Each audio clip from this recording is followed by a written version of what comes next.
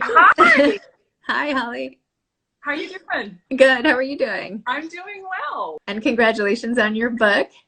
Do you have a copy there you can show I off? I do.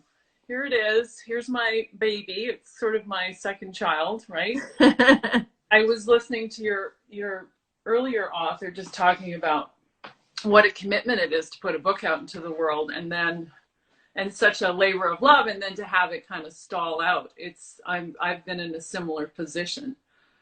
How do you But how do you feel about it? How are you getting through this? I'm an optimist and I try to take the long view that things strangely often have a way of working out somehow.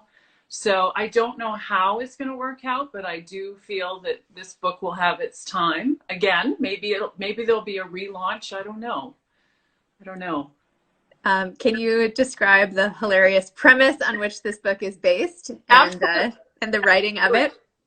So a few years ago, I found myself divorced twice, and it was my second divorce. And I was sitting in a spa feeling really sorry for myself. And I had tried to date again a little bit, and that hadn't worked out. And I picked up a woman's magazine, and I came across this article that was quoting Joan Rivers, and Joan Rivers was giving advice to a young widow who was in a similar position to me. This poor widow, she had waited her whole life to meet the love of her life. She finally meets this guy in her late 30s. They have a baby, and then he dies of cancer. And so just this horrible situation. And Joan Rivers knew this woman well enough to look at her and say, would it kill you to put on some lipstick, set up an online account, go on 100 dates, and you'll meet somebody? And it really resonated with me. And in the same way that Joan was saying to this poor widow, pick yourself up. Would it kill you to try? And so I decided to try to test the theory. So I had been actually writing fiction, and I just was compelled by this idea. So I wrote this book, which is a memoir, and it's mostly true of everything that happened in that year after my divorce. And how long ago was that year from now? So that was 2014 to 2015. So a few years ago. Took me time to live it, write it, digest it, and then of course to get published. But I think the lessons in the book and the stories are kind of timeless. I mean, the process of what a lot of us go through when, so many marriages, so many relationships, at least half of us will face divorce at some time in our life. And I haven't really found a lot of people who are writing to this huge change in life. It's horribly sad at times. It's exhilarating. It's a lot of confusion and things to work through. So I hope for readers I can express that. I've expressed that, that there's a lot of beautiful things that come out of it, a lot of funny things that come out of trying to rebuild your life, dating again. And then there's a lot of soul searching that you have to do. I am also divorced. I'm remarried now, but I got divorced, I don't know, 5 or 6 years ago. So I relate to what you're going through and everything, or what you had gone through. I've been trying to write about it also more in like a novel format, to protect the innocent. But yeah, I mean, it's no joke having to rebuild, especially with a child. And you have a child. Was your child from your first marriage or your second marriage? I only had one child with my second husband, and Okay. she was young. She was around 8 years old at the time in the book. She's around 8 years old in the book, and is I don't know if you have kids. Well, I'm sure you have kids. I think because the name of your podcast, but she was just full of truth that the kids have, the way kids have clarity on situations in life, and I tried to capture some of that kid wisdom in the book as well. So do you feel like if you date people now, what do you do about the book? Do you tell them that you have this book? Do you hide it, like for people that you go on dates with? Like, is it a liability? Shooting yourself in the foot. I mean, I don't think I fully processed or really, like thought about the longer term impact of writing this book.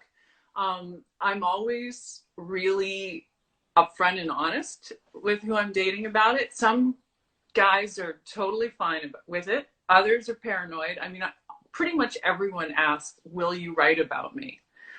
And usually I'll make a joke like, oh, don't flatter yourself. But I actually don't want to necessarily write about my love life forever. I've started my second book, which is still building on the theme of, living your best life as a divorced woman with or without a partner. I've been writing a book about solo travels that I do and the people that I meet on the road. And there's some romantic elements, but I don't want to spend my whole life writing about my love life.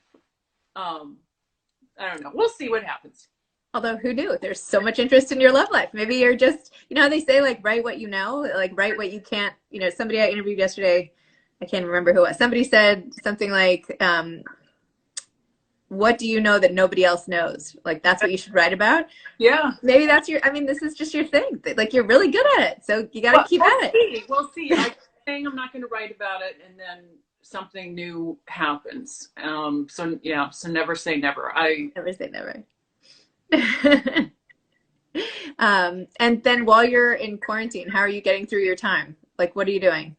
Well, I have my good days and bad days. Some days I have, moments of like near paralysis where I think if I can get one thing done today, and then other days I'm kind of normal and I exercise and, write and do all the things that, we should be doing. I spend time with my daughter who's home from school. She goes to boarding school, and of course the school's closed. I'm reading some, and these are unprecedented times. I don't think any of us got the memo on how to do a pandemic. Right, totally. I wrote this essay this morning because sometimes, like, I have to write to make sense of my crazy thoughts most of the time. So I just wrote this short essay about like how I had spilled milk and how milk is such a precious commodity now and all this stuff. But at the end of it, I was like, we're not home to relax. We're home now to survive. Like, that is why we're home. So even though it's like we feel like we should relax and be comfortable and, here we are, like, that's not what we're doing here. So it's hard to like fool yourself into just having another day where you're working out and having coffee and whatever, and it looks the same, but really it's not the same. So I don't know. It's true. I read something the other day. Somebody had posted, it's not about having the time. We're all getting this extra time.